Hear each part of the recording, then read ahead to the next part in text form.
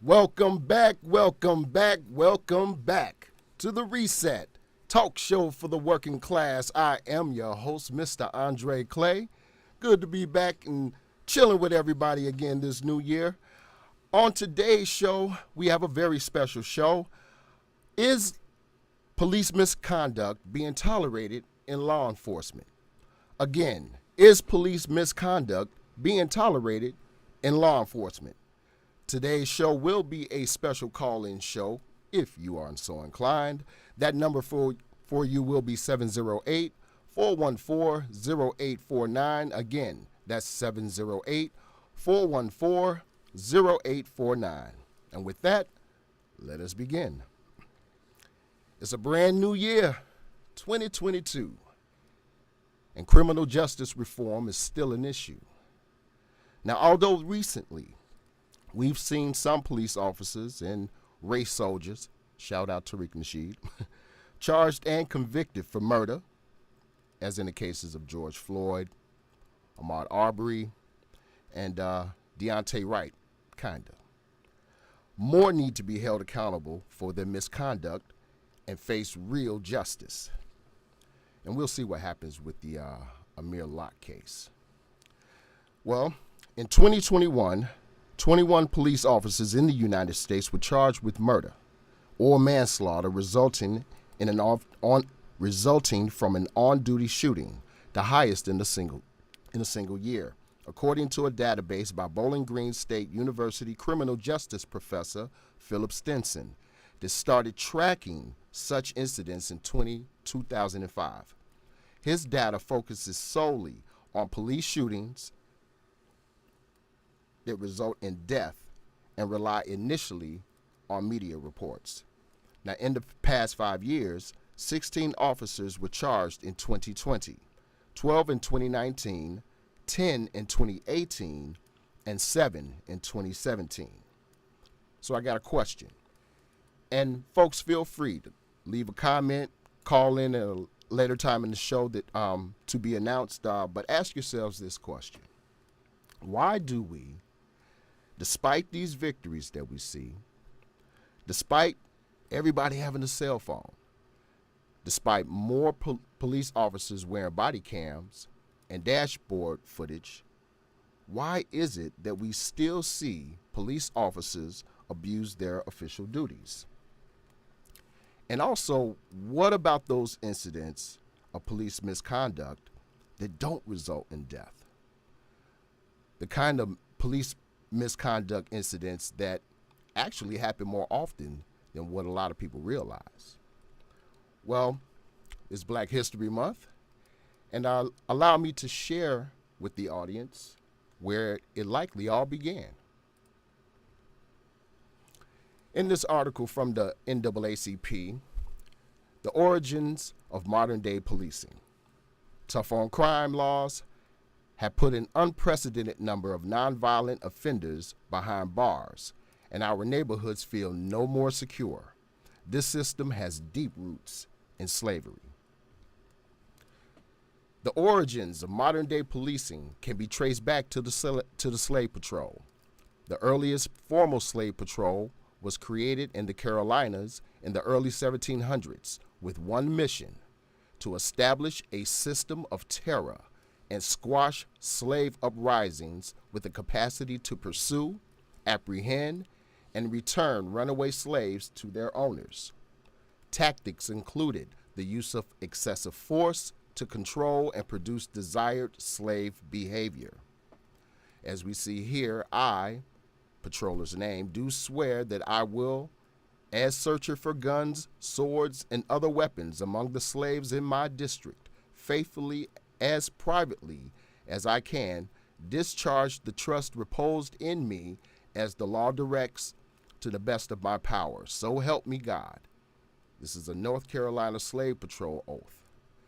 And when we look at slave patrols, we see that they continued until the end of the Civil War and the passage of the 13th Amendment, which constitutionally abolished slavery.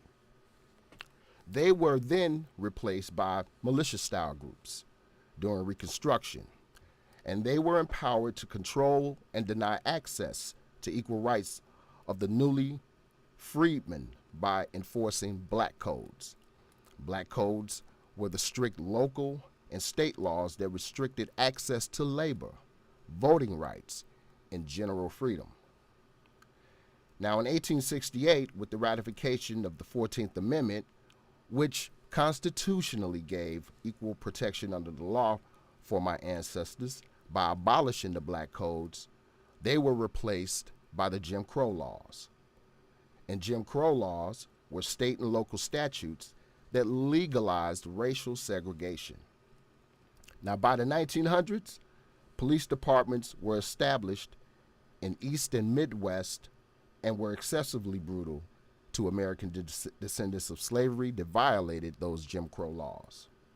Jim Crow continued through the end of the 1960s. But the continued bias towards black and now Latinx communities remains an issue in modern times. This is why we fight for criminal justice reform. Now, the more common forms of police misconduct, those that don't result in death, are those that we tend to have to fight more often.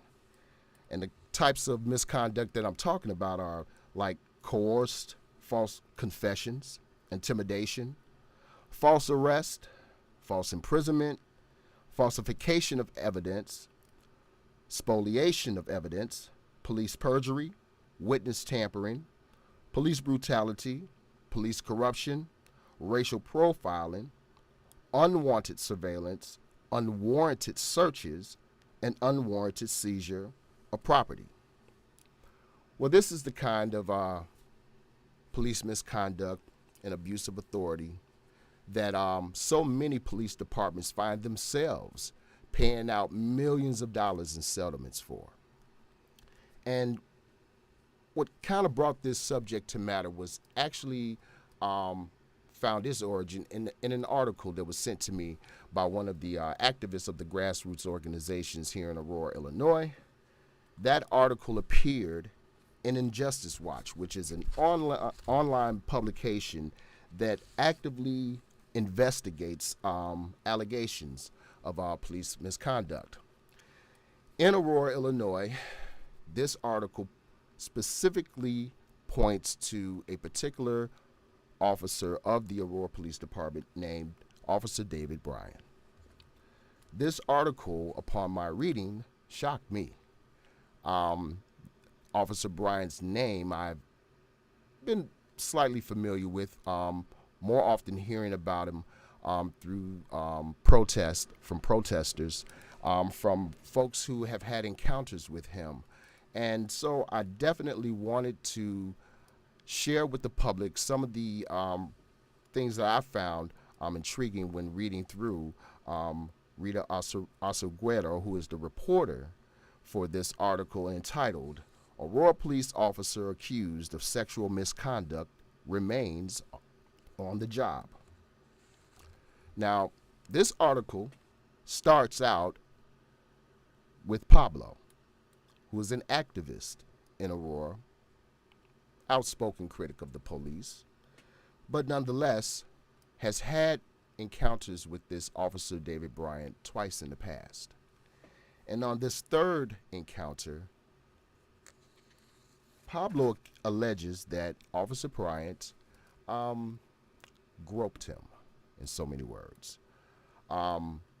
Pablo had just come out of town, sitting in his car in front of the building of his residence, and the police officers pulled up. Now, Pablo had some warrants for his arrest, but upon Officer Bryant going to handcuff the young man, he proceeded to record with the cell phone what was going on with him. The whole incident was caught. Now, Injustice Watch got a chance to talk to Pablo. And Pablo shared his story with them, has filed complaints against the Aurora Police Department. And so we would like to take the time to share with the public some of the findings after talking to Pablo and the investigation that Injustice Watch had into the records of Officer David Bryant. Let me get my notes here. Injustice Watch, which reviewed David Bryant's personnel file and found a career full of accolades and consistent complaints about his conduct in the workplace and in the community, including 2 sustained allegations of sexual misconduct. Bryant grew up in Naperville, Illinois, right outside of Aurora, and he graduated from Naperville Central High School. He was inspired to be a police officer at an early age by his uncle, who worked at the Naperville Police Department, according to a 1999 profile in the Chicago Tribune. But before joining the Aurora Police Department in 1995, Officer Bryant served as a military police officer in the U.S. Air Force and had stints as a Naperville Park District officer and as a community service officer in Naperville. Police records show that Bryant received 6 complaints in 1998, including 1 that the department sustained, but the police department redacted information about the nature of the allegations. But in 1998, the Aurora Police Department also named Bryant its Employee of the Year at age 26, praising his aggressive patrol skills, according to the Chicago Tribune. The article mentioned Bryant's role, apprehending suspects in an armed robbery and a shooting case, and noted that he made 53 DUI arrests that year, the second most in the department. Bryant became a detective in 2015. Now, Injustice Watch requested a complete list of complaints against Bryant since he joined the Aurora Police Department, but the Aurora Police Department provided us with 74 complaints against Bryant since 1996, and nearly half the complaints were sustained after department investigations. This man is still on the force. This man is still working. This man is still patrolling in our streets. Now, but more recent records about Officer Bryant shows that he received 7 complaints between 2016 and 2020. In November 2017, a police department employee filed an allegation of sexual harassment against Bryant, claiming that he created a hostile work environment by making inappropriate and offensive comments about another department employee. The case was sustained, and Bryant received written reprimand. In May 2018, the police department supervisor was having a conversation with a department employee who revealed that Bryant had sent her a text message asking whether she knew what a fleshlight sex toy was, according to police records. While investigating that complaint, a police sergeant interviewed another department employee who said in 2016 and 2017 that Bryant had grabbed their buttocks approximately 6 times in the office. The investigation into the allegations found the accusations against Bryant sustained. The then Aurora Police Chief, Kristen Zeman, suspended Bryant for 5 days and transferred him out of the investigations unit where he had been a detective. In her letter announcing his suspension in 2018, she wrote, "I sincerely hope that this, on my part, will cause you to adhere to all department rules and regulations."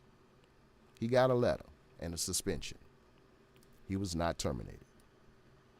The following year, Bryant was cited twice for violating the department's vehicle pursuit policy. In one case, he allegedly pursued a vehicle for a minor traffic violation, withdrew a call for service according to police records provided to Injustice Watch. The complaint was categorized in police records as conduct unbecoming. The records did not provide more details about the nature of the text messages or the previous sexual harassment allegations sustained against Bryant. The department declined more in-depth investigation files, despite several requests by Injustice Watch. The allegation was sustained, and Brian was given a 20-day suspension.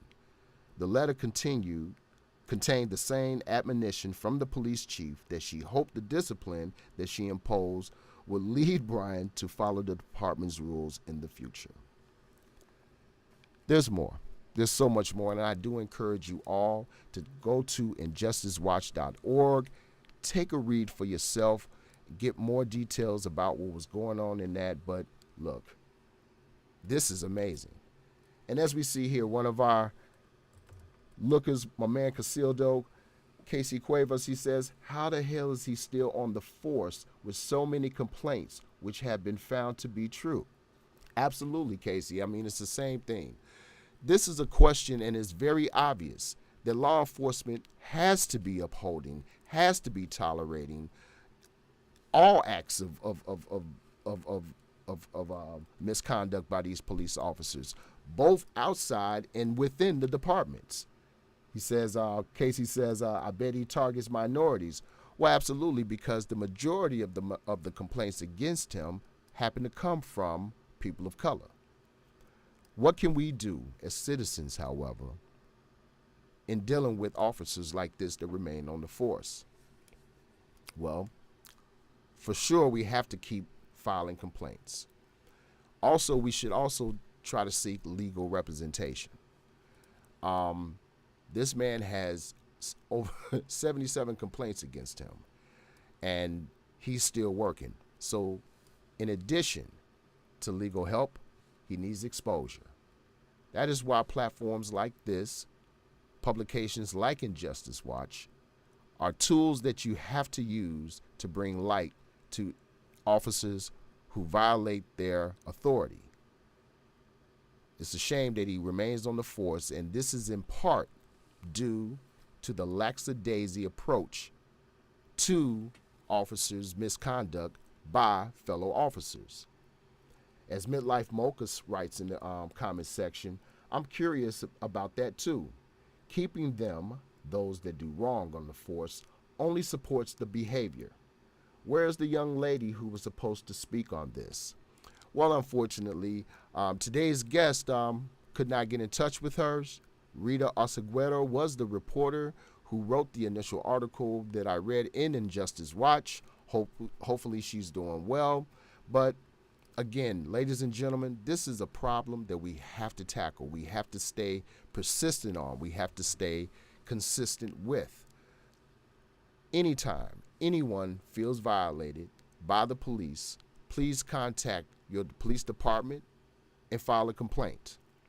If things are more serious, be sure to contact legal representation. As I looked around on the website a few days ago in doing this show, I saw a number of websites that had attorneys specifically there to help folks receive justice if being violated by the police. Black History Month, ladies and gentlemen, and criminal justice is still an issue. We have to stay diligent. We have to stay persistent in our pursuit for justice. Too bad that we could not have our guest appear with us today. But ladies and gentlemen, thanks for tuning in. We will see you next week with an all-new subject, and we will reiterate more on this subject in later episodes. Thank you very much, and good night.